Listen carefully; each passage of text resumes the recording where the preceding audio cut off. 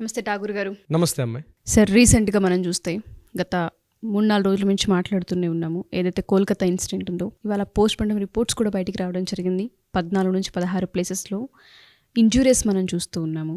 Lips, chest and దాంతోపాటు ఊపిరితిత్తులు, blood clotting, ఇలా రకరకాలుగా మనం వింటూ ఉన్నాము. ఈ అమ్మాయికి సంబంధించి పోస్ట్ మార్టం రిపోర్ట్స్లో పూర్తి వివరాలు ఏంటి, అండ్ న్యాయం వైపు కనుక మనం చూసుకుంటే ఏ విధంగా ఉండే అవకాశం ఉంటుంది అంటారు? అసలు ఆగస్టు 9 నుంచి ప్రతిరోజుకు ఒక్కొక్క మార్పులు జరుగుతూ 13వ తారీఖు నాడు ఈ ఇష్యూ అన్నది మన హైకోర్టు దృష్టిలోకి వెళ్ళింది, కలకట్టా హైకోర్టు దృష్టిలోకి. కలకట్టా హైకోర్టు దీన్ని సీరియస్గా తీసుకుంది. కలకట్టా లోకల్ పోలీసులు కరెక్ట్గా పనిచేయట్లేదు అని చెప్తూ సిబిఐకి కేసుని రిఫర్ చేస్తూ హైకోర్టు ఇన్వాల్వ్ అయింది. అంటే పేరెంట్స్ అప్పీల్ చేసుకున్నారు. ఎప్పుడైతే పేరెంట్స్ అప్పీల్ చేసుకున్నారో హైకోర్టు ఇన్వాల్వ్మెంట్ అయిన తర్వాత అక్కడి నుంచి న్యాయం అంటే ఏమిటి అన్నది మనకి ప్రతి సంఘటనలో కూడా కనిపిస్తుంది ఈ ఇష్యూలో. ఇది కాకుండా రీసెంట్గా ఈ విషయం మీద సుప్రీంకోర్టు కూడా సుమోటోగా తీసుకుంది. మనం ఒక వీడియోలో కూడా చేసాం మనం కలిసి. ఏంటంటే సుప్రీంకోర్టు ఇన్వాల్వ్మెంట్ అవ్వాలి, ఒక త్రిసభ్య కమిటీ దీని మీద ఇన్వాల్వ్మెంట్ అయ్యి డైరెక్ట్ ఎంక్వైరీ చేస్తే బాగుంటుంది. ఈవెన్ సిబిఐ మీద కూడా చాలా అపోహలు ఉన్నాయి. ఎందుకంటే స్టేట్ గవర్నమెంట్ కంట్రోల్లో ఉంటుంది సిబిఐ, కాబట్టి సిబిఐ మీద కూడా కొన్ని అలిగేషన్స్ ఉన్నాయి కాబట్టి సిబిఐ కాదనుకున్నారు. బట్ అనుకున్నట్టుగానే మీడియా అయితేనేమి, మరొక రకంగా అయితేనే మొత్తానికి సుప్రీంకోర్టు దృష్టిలో కూడా వెళ్ళింది. అందులో భాగమే ఈరోజు మనకు వచ్చినట్టు అటాప్సీ రిపోర్ట్. ఎలా అని మనం చెప్తాం అంటే, ఎప్పుడు కూడా అటాప్సీ రిపోర్ట్ అన్నది అది బహిర్గతపరచరు, అంటే ఓపెన్ అప్ చేయరు దాన్ని. ముఖ్యంగా పోస్ట్ మార్టం చేసే విధానంలో కూడా అది సీక్రెట్గా ఒక రూమ్లో చేస్తారు. కానీ ఈ విషయంలో ఏం జరిగింది, ఈ మొత్తం ఎంటైర్ పోస్ట్ మార్టం మొత్తం కూడా వీడియో షూట్లో జరిగింది. ఓకే, యాక్చువల్గా వీళ్ళు చేయరనమాట. అట్లా దానివల్ల ఏమవుతుందంటే పోస్ట్ మార్టరాన్ని, సాక్ష్యాలని తారుమారు చేసే అవకాశం ఉంటుంది. బట్ ఇక్కడ మనం గవర్నమెంట్ అప్రిషియేట్ చేయాలంటే, ఎవరైతే అక్కడ 5 సభ్యులు పార్టిసిపేట్ చేశారో పోస్ట్ మార్టం హాల్లో, డాక్టర్స్ ఎవరైతే పార్టిసిపేట్ చేశారో ఈ 5 కూడా అండర్ ద సీసీటీవీ సర్వైలెన్స్ అన్నట్టుగా వీడియో కెమెరా షూట్లో వాళ్ళు ఆ పోస్ట్ మార్టం రిపోర్ట్ని చేశారు. ఆ రిపోర్ట్ని ఫైనలైజ్ చేశారు. ఆ రిపోర్ట్స్ అన్ని కూడా కోర్టు సబ్మిట్ చేస్తారు. అది పబ్లిక్లో, ఓపెన్ పబ్లిక్లో సబ్మిట్ చేయరు. అయితే ఆ బయటకు వచ్చినటువంటి డాక్టర్స్ ఎవరైతే ఉన్నారో ఒక రిపోర్ట్ అనేది బయటకు రిలీజ్ చేశారు. మీడియాకి ప్రెస్ నోట్ రిలీజ్ చేశారు. ఏమి రిలీజ్ చేశారంటే, ఆ సూసైడ్ కాదు, ఇది పూర్తిగా ఒక మర్డర్ జరిగింది. ఫస్ట్ అనుకుంటే సూసైడ్ కాదు, ఇది ఖచ్చితంగా మర్డరే కాదు, ఇది అదర్ దాన్ 1 పర్సన్, ఒకరికన్నా ఎక్కువ మంది ఈ యొక్క ఇన్వాల్వ్ అయి ఉన్నారు అని కూడా స్పష్టత చేయడం జరిగింది. ఇది మమతా బెనర్జీ గవర్నమెంట్కి ఒక చెంపదెబ్బగా చెప్పుకోవచ్చు. అయితే మనం అటాప్సీ రిపోర్ట్, అదే పోస్ట్ మార్టం రిపోర్ట్కి సంబంధించి మనం డీటెయిల్స్లోకి వెళ్ళినట్లయితే, ఎవరైతే విక్టిమ్ బాధితురాల యొక్క శరీరం మీద తల నుండి కాళ్ళ వరకు సుమారుగా 14 చోట గాయాలు కలిగి ఉంది ఆ అమ్మాయి. అది కూడా తీవ్ర రక్తస్రావాన్ని కలిగి ఉంది. ఆ అమ్మాయికి మార్నింగ్ 3 నుంచి 6 గంటల మధ్యలో ఈ దారుణ సంఘటన జరిగిన తర్వాత ఆ అమ్మాయి ఆ చనిపోయినటువంటి సమయం కూడా మెన్షన్ చేశారు. మార్నింగ్ 6 తర్వాత ఆ టైంలో చనిపోయింది. అప్పటిదాకా ఆవిడ లైవ్లో ఉన్నటువంటి విషయాన్ని కూడా చెప్పారు ఉంది. కానీ ఆ విక్టిమ్, ఆ బాధితురాలు సుమారుగా 3 గంటల పాటు ఈ యొక్క నరక యాతన ఎట్లా అనిపించిందండి, మనం కామన్ మ్యాన్గా ఆలోచిస్తే మాత్రం చాలా బాధాకరమైన విషయం అది. ఇక అటాప్సీ రిపోర్ట్ విషయానికి వస్తే, ఆమెకు తలలోని హ్యామరేజ్ జరిగింది, అంటే తలలో రక్తస్రావం గడ్డ కట్టిపోయింది. అంటే ఇక్కడ రిపోర్ట్ని మనం కొద్దిగా అనలైజ్ చేసుకుంటే, యాజ్ ఏ లీగల్గా మేము కొంత అనలైజ్ చేస్తాం కాబట్టి, ఎట్లా అనలైజ్ చేస్తామంటే, ఆ జరిగిన సంఘటన, ఇప్పుడు ఆ అమ్మాయిని ఏం చేశారు, మెడ మీద గట్టిగా ఒత్తి చంపారు. అప్పుడు ఆమెకి లెఫ్ట్ సైడ్ అంటే కుడి సైడ్ ఉన్నటువంటి, కుడివైపు దవడ బెండ్ అయి ఉంది. అక్కడ విషయం అంటే ఆమె దేహం పార్ట్ నుంచి ఎండింగ్ నుంచి చివరి వరకు ఎక్కడ కూడా గాయాలంటే ఫ్రాక్చర్స్ మాత్రం లేవు దేహం మీద. ఫ్రాక్చర్స్ లేకుండా ఒక బాడీని చంపడం అంటే ఒక మెడికల్కి మాత్రమే సాధ్యపడుతుంది.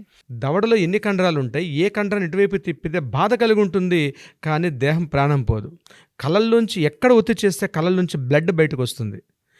ఏ సందర్భంలో ఆమె యొక్క ముక్కు నుంచి రక్తం రావాలంటే ఇలా చేయాలి. ఆమె యొక్క లిప్స్ని కట్ చేసేసి ఆమె లిప్స్ కూడా ఆ బ్లడ్ రావాలంటే బాడీలో ఏ పార్ట్స్ని ఎక్కడెక్కడ ఏ కండరాలని పట్టుకుంటే బయటకు వస్తుంది. భయోత్పాతం అంటే ఒక భయంకరమైనటువంటి దాడి, అటాక్. అది ఒక మూకుమ్మడి అటాక్ దాడి. ఒక నరమురగాలు అటాక్ చేస్తే ఎలా ఉంటుంది. నిజంగా డాక్టర్సా, లేకపోతే వాళ్ళు ముసుగేసుకున్నటువంటి మానవ మృగాలు అని చెప్పడానికి కూడా బహుశా తెలుగు భాషలోని, ఇంగ్లీష్ లిటరేచర్లో వర్డ్స్ని వెతుక్కోవాల్సి వస్తుందేమో. అంత పాశవికంగా, అంత అవాస్తవికంగా అసలు అసలు దుర్భరంగా ఆ తల్లిని వాళ్ళు చేయడం జరిగింది అక్కడ. ఇక మెడ మీద ఏం చేశారు, ఎక్కడైతే ఆమెకి దీనికి ఏమంటారంటే పెరిస్టాల్టిక్ మూమెంట్స్ అంటారు. అంటే ఆహార వాహిక అంటారు. ఈ ఆహార వాహిక నుంచి వెళ్తున్నటువంటి ఇక్కడ 2 పైప్స్ ఉంటాయి ఇక్కడ. అంటే ఒకటి ఎయిర్ పాసింగ్ ఉంటుంటుంది, మన ఫుడ్ పైప్ ఒకటి ఉంటుంది. ఈ రెండిటిని కూడా గట్టిగా ప్రెస్ చేశారు. ఆమె మెడ కూడా బాగా వాచిపోయి ఉందని ఆ రిపోర్ట్‌లో కూడా రాయడం జరిగింది. ఇక ఇంటర్నల్ పార్ట్స్ వచ్చినట్లయితే హెవీ బ్లీడింగ్, లివర్, లంగ్స్‌లోకి బ్లడ్ ఎళ్ళిందండి. అంటే ఏ రకంగా ఎంత గట్టిగా ఒత్తారని చూడండి. ఎంత హెవీ ప్రెస్, ఎక్కడ ప్రెస్ చేస్తే లంగ్స్‌లోకి బ్లడ్ వెళ్తుందో కూడా తెలిసిన విధంగా ప్రెస్ చేశారు లంగ్స్‌లోకి కూడా. ఎగైన్ ఇంటర్నల్ బ్లీడింగ్ ఆమెకి. రైట్ చెస్ట్, లెఫ్ట్ చెస్ట్ అంతా కూడా గాయాలు భయంకరంగా. అవి ఎలా అంటే ఏదైనా ఇన్‌స్ట్రుమెంట్ ఉపయోగించారని కూడా సస్పెక్ట్ చేశాడు అక్కడ. అక్కడి నుంచి కిందకొచ్చిన తర్వాత ఆవిడ యొక్క వెజినా పార్ట్ ఏదైతే ఉందో మనం మాట్లాడుకోవడం కష్టం. అక్కడ విసిడ్ అని ఒక టెర్మినాలజీ వాడారు. విసిడ్ అంటే ఇట్స్ నాట్ ఏ మనం అనుకున్న రెగ్యులర్ వర్డ్ కాదు. అది ఒక జిగురు లాంటి పదార్థం అని చెప్పడం జరిగింది అక్కడ. ఒక 155 గ్రామ్స్ ఒక విసిడ్ అన్నది అక్కడ కలిగి ఉంది. అది ఏంటంది వాళ్ళ వర్డ్ అయితే క్లియర్‌గా చెప్పలేదు. ఈ వర్డ్ వాడారు విఐసిఐడి అంటే ఒక జిగురు లాంటి పదార్థం ఉంది, వెజినా పార్ట్ దగ్గర ఉంది. ఇక మనం అనుకుంటే బాడీలో ఎక్కడైతే డ్యామేజెస్ అయితే జరగలేదు. కింద పార్ట్‌కి వచ్చినట్లయితే రైట్ లెగ్ కూడా యాంకిల్ అక్కడ బెండ్ అయిపోయి ఉంది.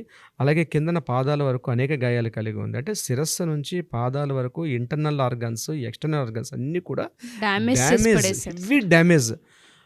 అయితే ఇక్కడ సస్పెక్ట్ చేయాల్సింది మనం ఈ అటాప్సీ రిపోర్ట్ కాకుండా మనం ఇంకొక యాంగిల్ ఆలోచిస్తే జనరల్గా ఆర్జికర్ మెడికల్ కాలేజ్లో ఇలాంటి సంఘటనలు సర్వసాధారణం. 2001లో, 2003లో, 2014లో, 2016లో ఎవ్రీ ఇయర్ ఏదో ఒక రకంగా జరుగుతుంటే వాటి అన్నింటినీ కూడా సూసైడ్ అని ఒక హుక్ చేసేసి వాటిని ఆ సాక్ష్యాలు క్లోజ్ చేసేసారు. అయితే మన ఫార్చునేట్ అనాలి, ఆ కాలేజ్ అన్ఫార్చునేట్ అనాలి.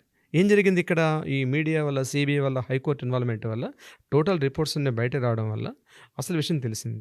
వాళ్ళ ఇంటెన్షన్ ఏంటంటే, వాళ్ళ మెయిన్ మాల్ ఇంటెన్షన్ ఏంటి, ఆ కాలేజీలో కొన్ని అవాస్తవిక సంఘటనలు జరుగుతూ ఉన్నాయి.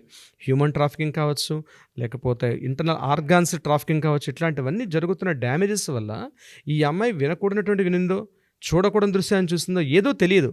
దానివల్ల ఈ అమ్మాయిని హెరాస్మెంట్ చేయడం జరిగింది కాలేజీలో. హెరాస్మెంట్ ఎవరు చేశారు, కాలేజీకి సంబంధించినటువంటి అదే స్టూడెంట్స్లో ఒక రౌడీ మూక అని మనం అనుకోవచ్చు. వీళ్ళు ఈ మీద అటాక్ చేశారు అని మనకు అర్థమవుతుంది. అంటే జరుగుతున్న స్టోరీస్ని మనం లింక్ చేసుకుంటూ వెళ్తే మనకు అర్థమైంది అది.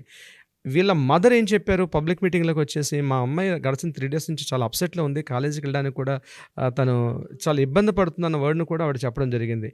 ముందు రోజు సాయంత్రం ఆగస్టు 8 4 గంటల సమయం ప్రాంతంలో సందీప్ ఘోష్ యొక్క ఛాంబర్లోకి అమ్మాయి వెళ్ళడం, మళ్ళీ వెళ్తూ ఏడ్చుకుంటూ వచ్చిందని కొంతమంది స్టూడెంట్స్ కూడా అక్కడ మీడియాలో మనం చూస్తున్నటువంటి ఈ శాటిలైట్ ఛానల్స్లో మనం చూస్తున్నట్టు న్యూస్ బులెటిన్లో కూడా కనిపిస్తుంది. అమ్మాయి వెళ్ళింది ఈవినింగ్ 4 o'clock అని. బట్ అక్కడ ప్రిన్సిపాల్కి ఈమెకి ఏం జరిగిన సంఘటన బయటికి రాలేదు. తర్వాత వచ్చిన ఆడియో క్లిప్స్లో మనకు తెలిసిన ఇన్ఫర్మేషన్ ఏంటంటే, వీళ్ళ ఫ్రెండ్స్ మాట్లాడుకున్నారు, ఇవన్నీ మనం అనుకున్నటువంటి కొన్ని అసాంఘిక కార్యకలాపాలు జరిగాయి, ఈ అమ్మాయి దాన్ని ప్రతిఘటించింది కాబట్టి భారీ మూల్యం చెల్లించుకుంది అన్నారు.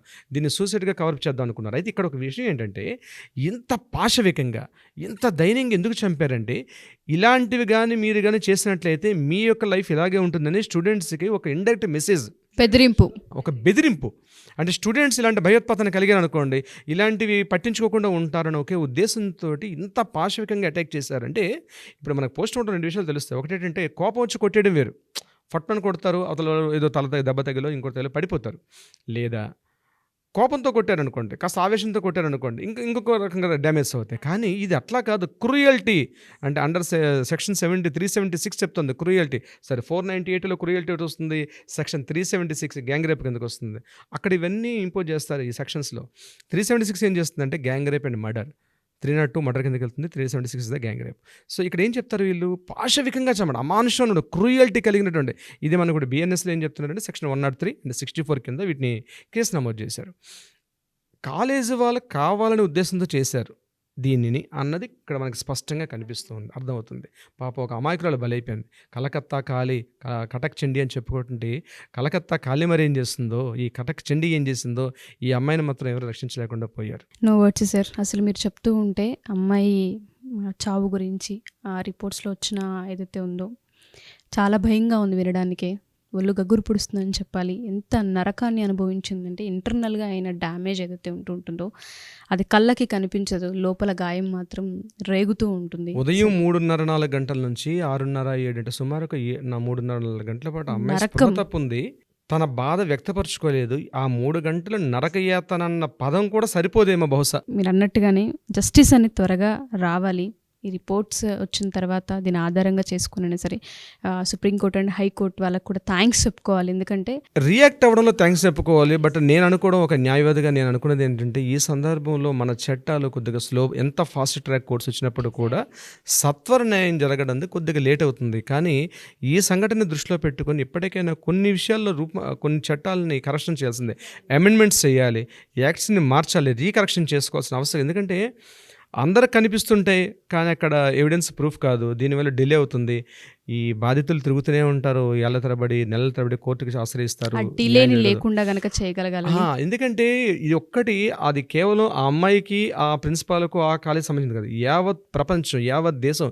ఈరోజు కలకత్తాలో కోట్లాది లక్షలాది మంది మెడికల్ స్టూడెంట్స్ అన్నది ఈరోజు రోడ్ల మీదకి వచ్చి వాళ్ళు ఫుడ్ అన్నీ మానేసి రోడ్ల మీద ప్రోబ్ చేస్తున్నారు. హైకోర్టు కూడా అప్రిషియేట్ చేసింది. ఈరోజు వాళ్ళ నిరసనలో న్యాయం ఉంది, వాళ్ళు సమ్మె చేస్తుంటే న్యాయం ఉంది, వాళ్ళ ఆవేదనలోని వాళ్ళ ఆలోచనలో కూడా న్యాయం ఉందని హైకోర్టు సమర్థించింది.